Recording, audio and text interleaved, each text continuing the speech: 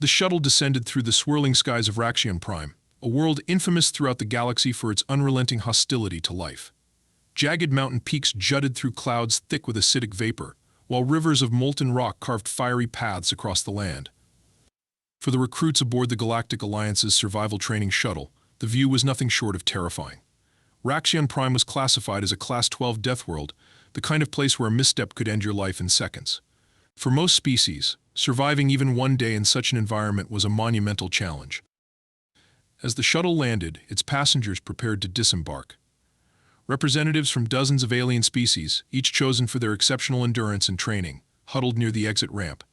Nervous energy filled the air as they adjusted their gear and exchanged anxious glances. Standing slightly apart from the group were the human recruits, chatting and laughing, as if they were on their way to a picnic rather than a death trap. "You really brought a guitar?" asked Lurok. A Zentorian recruit whose chitinous exoskeleton clicked with every step. He stared at the instrument slung over the shoulder of one of the humans, a young woman named Clara. "Do you even understand what we're about to face?" Clara grinned, unbothered by the incredulous tone. "Of course we do. That's why we brought all the essentials: tents, snacks, and a little entertainment. Survival's not just about staying alive, it's about living, you know?" Lurok's mandibles clicked in what could only be interpreted as frustration. "Living? On Raxion Prime? You humans are either fearless or insane." "Bit of both," probably chimed in Jake, another human, as he adjusted the straps on a massive backpack. "Anyway, you'll see. We've got this." Before Lurok could respond, the shuttle's doors hissed open, and the recruits were hit with a wave of oppressive heat. The landscape outside was a nightmare of jagged rocks, steaming fissures, and the distant roars of unseen predators. A Galcorian instructor stepped forward, their towering, translucent forms shimmering as they addressed the group. "Welcome to Raxion Prime," the instructor announced, their voice resonating in the minds of the recruits rather than through the air. "You have been chosen for this training because you are considered the best your species has to offer. Over the next 7 days, your mission is simple: survive. Prove your worth. Show that you can adapt to the harshest conditions the galaxy can throw at you." A hush fell over the group as the gravity of the situation sank in. Each recruit had heard the stories entire teams wiped out by the planet's relentless dangers, predators that could tear through the toughest armor, storms that dissolved flesh in seconds. And now it was their turn. The humans, however, seemed oddly unfazed. As the recruits stepped off the shuttle and into the oppressive heat, Clara turned to her team. "All right, team, let's get set up. Who's got the marshmallows?" The other humans laughed as they began unpacking their gear. To the astonishment of the other recruits, the humans had brought not just survival essentials like water filters and medical kits, but also items that seemed absurdly out of place: a guitar, a pack of playing cards, and even a collapsible camping grill. While the alien recruits immediately began scanning the area for threats and setting up rudimentary defenses, the humans strolled casually into the rocky terrain, chatting and joking, as if they were on a weekend camping trip. Lurok watched in disbelief as Clara and Jake began pitching a tent in the shadow of a jagged outcrop. "Are you seriously not going to fortify your position?" he demanded, his mandibles clicking with agitation. "The predators here can attack at any moment. And what about the storms? You'll be vaporized without proper shelter." Clara looked up from her work and gave Lurok a reassuring smile. "Relax, we've got it covered. This tent is reinforced with heat-resistant materials, and we've got proximity alarms for the predators. Trust me, this isn't our first rodeo." "Rodeo?" Lurok asked, clearly baffled. "It's a human thing," Jake explained. "Basically, we're good at dealing with chaos, you'll see." As night began to fall, the recruits' campsites took shape. Most of the alien teams had constructed heavily fortified shelters, using advanced technology to create barriers and camouflage themselves from the planet's many dangers. The humans, on the other hand, had built a cozy-looking campsite complete with a roaring fire and a circle of collapsible chairs. The sight of the humans roasting marshmallows and playing cards under the alien sky was almost surreal. Lurok couldn't resist approaching their camp, his curiosity overcoming his exasperation. "You do realize how ridiculous this looks, right?" he said, gesturing to the human setup. "This isn't a holiday resort. You're on a death world." "Exactly," Clara replied, offering Lurok a marshmallow on a stick. "And that's why we're prepared. Stress kills, you know. Keeping morale up is just as important as staying fed and hydrated. Want to join us?" Lurok hesitated, his instincts screaming that this was a terrible idea. But the smell of the fire and the humans' infectious laughter were strangely comforting. Against his better judgment, he sat down by the fire, awkwardly holding the marshmallow stick in his clawed hands. As the humans began singing a song something about a place called Sweet Home Alabama, Lurok found himself relaxing for the first time since landing on Raxian Prime. Perhaps these humans weren't as foolish as they seemed.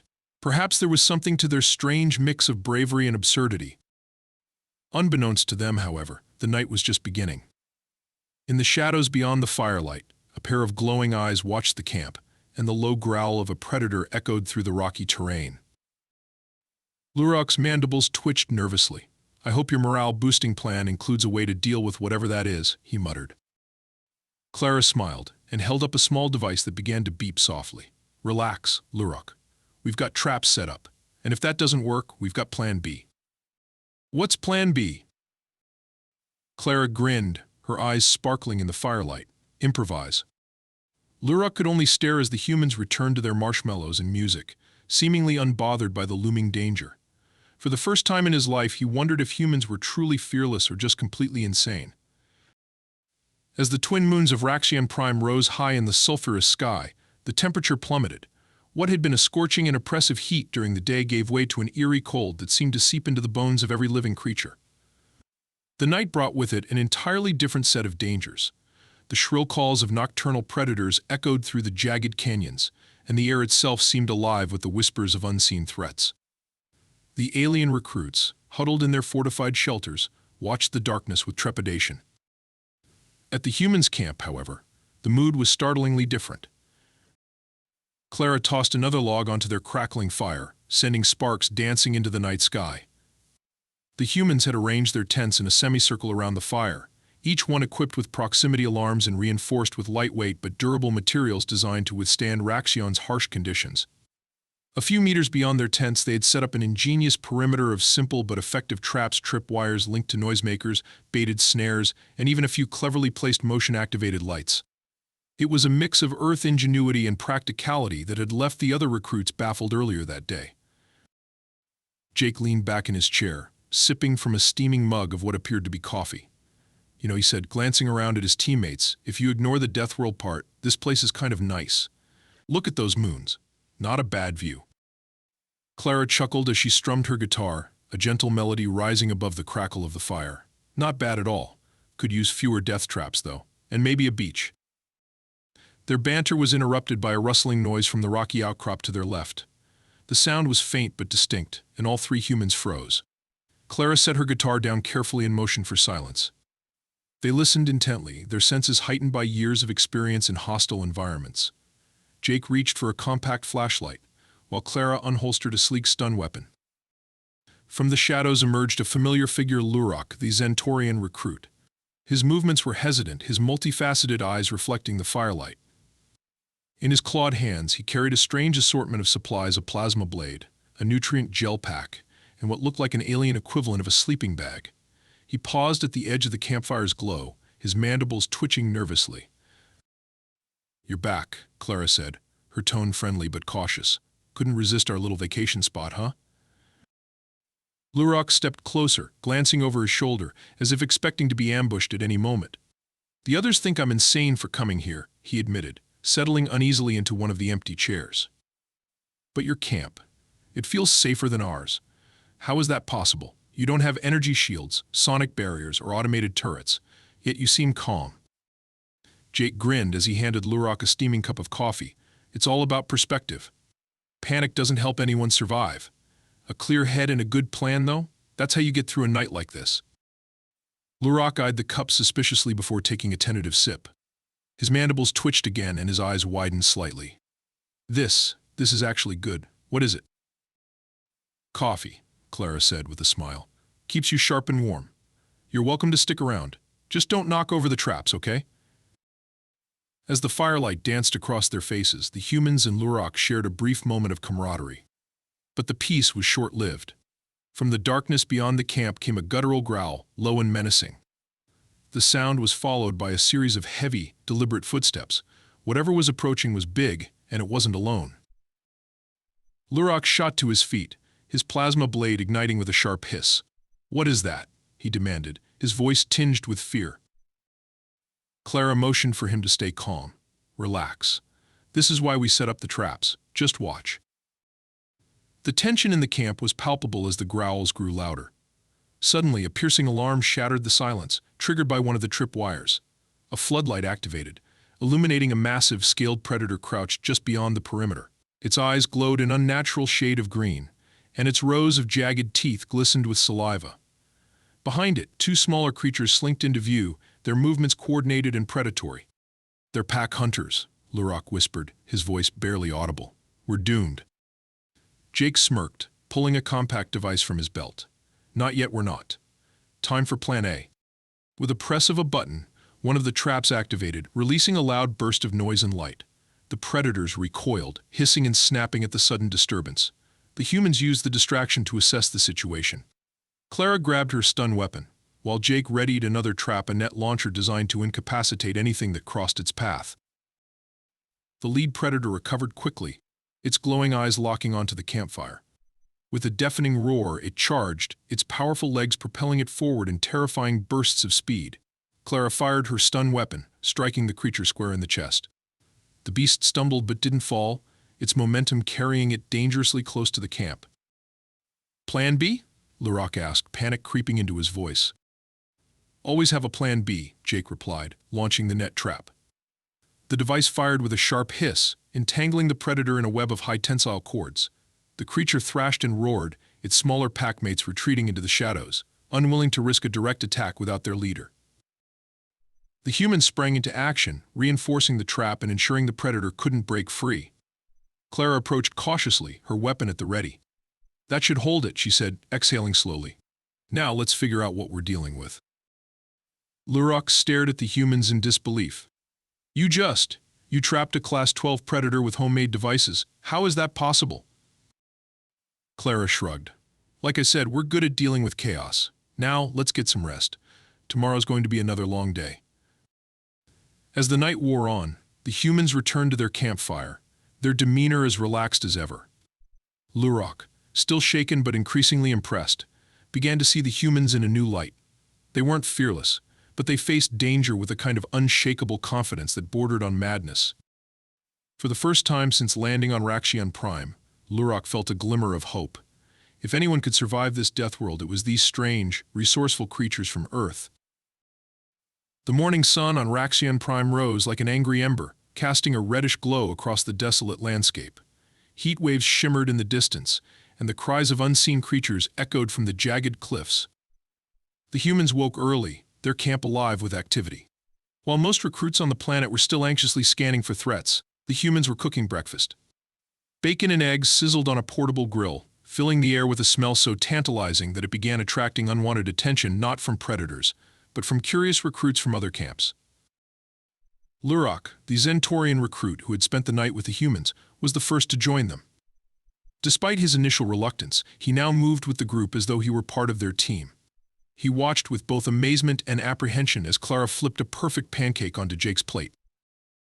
"I still can't believe you brought food like this to Raxion Prime," Lurok said, his mandibles clicking in bemusement.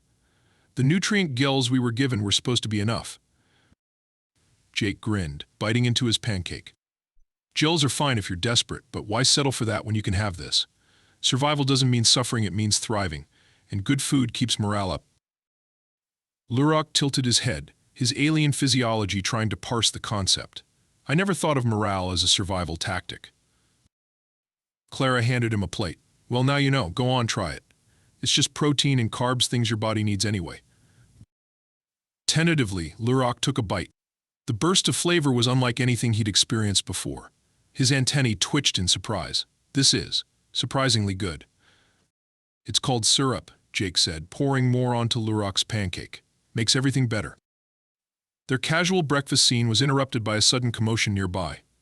A group of Clorathians, tall, reptilian beings known for their militaristic discipline, emerged from behind a rocky outcrop. Their leader, a stern-faced figure named Zakhar, glared at the humans with something between disdain and curiosity. "What is this?" Zakhar demanded, his gravelly voice echoing through the canyon. "You sit here feasting while the rest of us prepare for survival. This is a death world, not a pleasure cruise." Clara didn't look up from her plate. "And yet we're surviving just fine. You should try some." Want a pancake? Zakar's eyes narrowed. We do not have time for frivolities. Already, 2 of our recruits have been injured by acid rain and predatory plants. How can you act so relaxed? Jake set his plate down and stood, wiping his hands on his pants. Look, Zakar, I get it. You're used to doing things your way, hard, disciplined, no room for error. But here's the thing, this planet doesn't care about how serious you are. If you spend all your time worrying, you'll burn out. And when that happens, you're as good as dead. Clara chimed in, gesturing to their camp. We're not ignoring the dangers. We've got traps, alarms, and contingencies. But we also know how to adapt. That's what humans do best. Zakar seemed unconvinced, but the enticing smell of their breakfast was clearly getting to him. One of his recruits muttered something about trying just a small piece, and Zakar shot him a glare. But before he could protest further, the human's proximity alarm went off. A loud, shrill beep cut through the air, followed by the mechanical hiss of a tripwire activating. All eyes turned to the direction of the disturbance. From the shadows emerged a group of blade worms, slender, serpentine predators with razor-sharp scales that could cut through most armor. Their heads swayed menacingly as they closed in on the camp, their movements synchronized like a hunting pack. Zakar and his team immediately fell into combat stances, their weapons drawn. Blade worms, he growled. Deadly. Efficient. Do not let them. Before he could finish, Jake interrupted with an unbothered tone. Don't worry, we've got this. Jake grabbed a nearby device and flipped a switch. A burst of ultrasonic waves emitted from the camp's perimeter, causing the blade worms to recoil in confusion. The predators paused, hissing and twitching, clearly disoriented by the sound.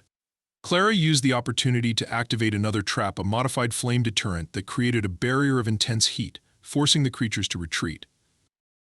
Zakar and his recruits stood frozen, their weapons still raised. They watched in stunned silence as the humans handled the situation with practiced ease. Within minutes, the blade worms had vanished into the wilderness, and the humans returned to their breakfast as if nothing had happened. That, Zakar said finally, was unexpected.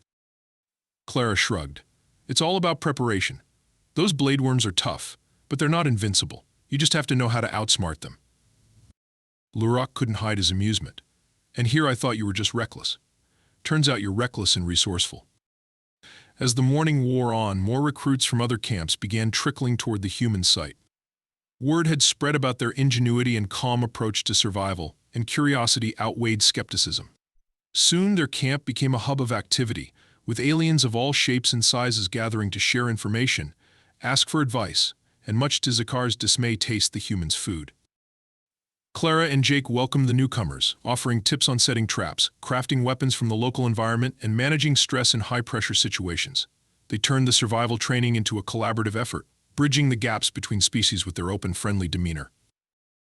By midday, the humans' camp was no longer just a campsite, it was a community. Aliens who had started the training as rivals were now working together, pooling resources and sharing knowledge. Lurak found himself acting as a kind of translator, explaining human methods to recruits who struggled to understand their unorthodox approach. Zakar, still somewhat skeptical, eventually approached Jake. Your methods are unconventional, but they seem effective. Perhaps there is something to be learned from your kind after all. Jake smiled, clapping him on the shoulder. That's the spirit. Stick with us, Zakar. We'll turn this death world into a picnic. Zakar snorted, but there was a hint of a smile on his reptilian face. A dangerous picnic. As the sun began to set, the recruits prepared for another night on Raxian Prime. But this time they weren't just surviving, they were thriving. And at the center of it all were the humans, turning danger into fun and proving that even in the harshest environments, ingenuity and a little humor could make all the difference. As the second night on Raxian Prime descended, the unified camp buzzed with activity. The once fractured groups of alien recruits now moved as a single unit, fortified by the humans' unconventional methods and indomitable spirit.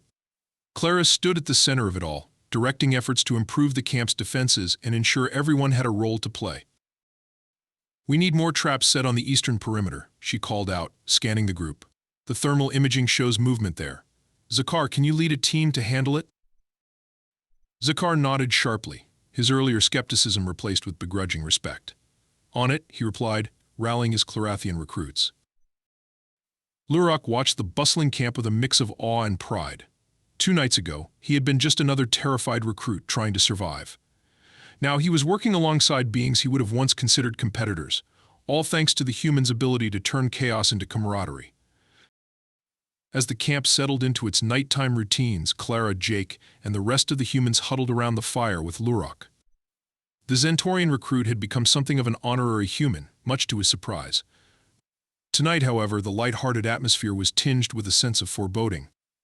The predators of Raxian Prime had grown bolder with each passing night, and the humans knew they were being watched. "What's the plan if they come back?" Lurok asked, his mandibles clicking nervously. "We'll handle it like we always do," Clara said, her tone steady, with a mix of preparation and improvisation. Jake smirked. "And if all else fails, we've got our secret weapon." Lurok's antennae twitched. "Secret weapon?" Clara leaned closer, her voice dropping to a conspiratorial whisper. "You'll see." Their conversation was interrupted by a sudden deafening roar that seemed to shake the ground itself. The fire flickered as a chill wind swept through the camp, carrying with it the unmistakable scent of danger. All around them, the proximity alarms began to blare. Jake shot to his feet, scanning the darkness with a handheld scanner. Multiple signatures, closing in fast. Big ones. Clara grabbed her stun weapon, her expression grim. "Looks like they're testing us again. Everyone, get ready." The camp erupted into motion as recruits scrambled to their positions. Traps were activated, weapons were drawn, and defensive formations were established. The humans had taught the recruits well, but the fear in the air was palpable. These were not the blade worms from the night before. Whatever was approaching was far more dangerous. Out of the shadows emerged a massive razor beast, its 6 muscular legs pounding the ground as it charged. Its hide was covered in sharp, metallic spines that glinted in the firelight, and its 4 glowing eyes radiated a cold, predatory intelligence. Behind it came 2 smaller razor beasts, each nearly as fearsome as their leader. The pack had arrived. The first razor beast lunged at the eastern perimeter, triggering a barrage of traps.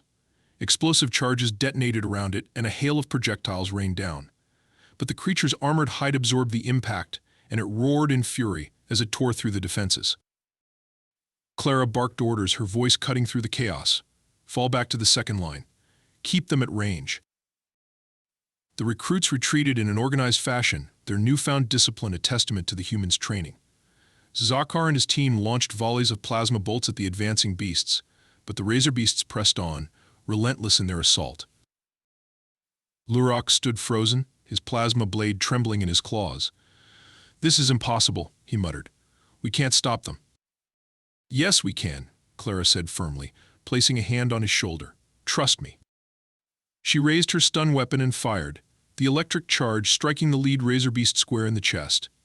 The beast faltered for a moment, but it quickly regained its footing and roared in defiance. "Jake, now," Clara shouted. Jake activated a remote device, and a high-pitched sonic wave erupted from hidden speakers around the camp. The razor beasts staggered, their sensitive hearing overwhelmed by the sound. It bought the recruits precious seconds to regroup, but Clara knew it wouldn't be enough. These creatures were too strong, too resilient. It was time for the secret weapon. Clara turned to Lurok, a glint of determination in her eyes. "You wanted to know our secret weapon? You're looking at it." Before he could respond, Clara stepped forward, a small, cylindrical device in her hand. She pressed a button, and the device emitted a bright, pulsating light. The razor beasts hesitated, their glowing eyes fixated on the strange object. "What is that?" Lurok asked, his voice barely audible. "A signal disruptor," Clara explained, her gaze locked on the lead razor beast. "It scrambles their pack communication. They're smart, but they rely on each other to coordinate. Take that away and they're just big, angry animals." The effect was immediate. The razor beasts began to stumble and lash out erratically, their movements no longer synchronized. The recruits seized the opportunity, launching a coordinated counterattack that drove the smaller beasts back into the wilderness. The lead razor beast, disoriented and alone, made one final charge toward Clara. She stood her ground, raising her stun weapon for a final shot. The creature lunged, but at the last moment Jake activated a net launcher. The high tensile cords wrapped around the beast, pinning it to the ground. It roared and thrashed, but it was trapped. The camp fell silent, except for the labored breathing of the recruits. The humans approached the captured razor beast cautiously, their faces etched with both relief and exhaustion. Clara turned to Lurok and the other recruits. "This is why you don't panic. This is why you prepare. We just took down the biggest predator on Raxian Prime because we worked together. Remember that." The recruits erupted into cheers, their fear replaced with a newfound sense of confidence. Even Zakar, the ever-stoic Clarathian, allowed himself a small smile. As the night wore on, the humans and their alien allies fortified their camp, ensuring it would withstand any future attacks.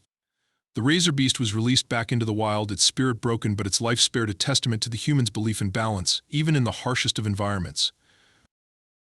By dawn, the camp was quiet once more. The recruits, now bonded by their shared ordeal, gathered around the fire for one last meal before the training ended. Lurak sat beside Clara, his mandibles clicking softly in thought.